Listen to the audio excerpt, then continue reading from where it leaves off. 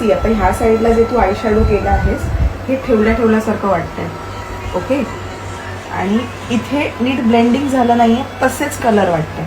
आणि प्लस तुला कटक्रीज वरती आपण नीट तुला कट करताच आला नाहीये, तो हे अशा पद्धतीत नाही पाहिजे.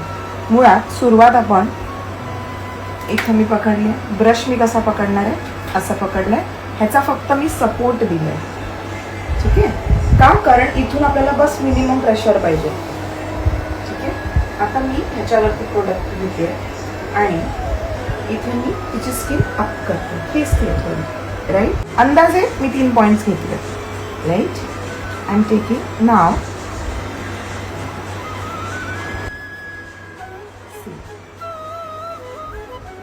इथून ब्लेंड केलं. आता हे इथून इथे ब्लेंड करायचं.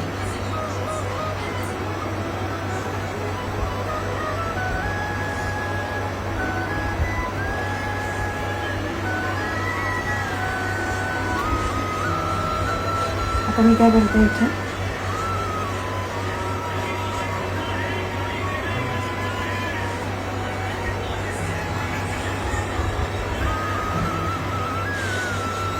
इथून इथे.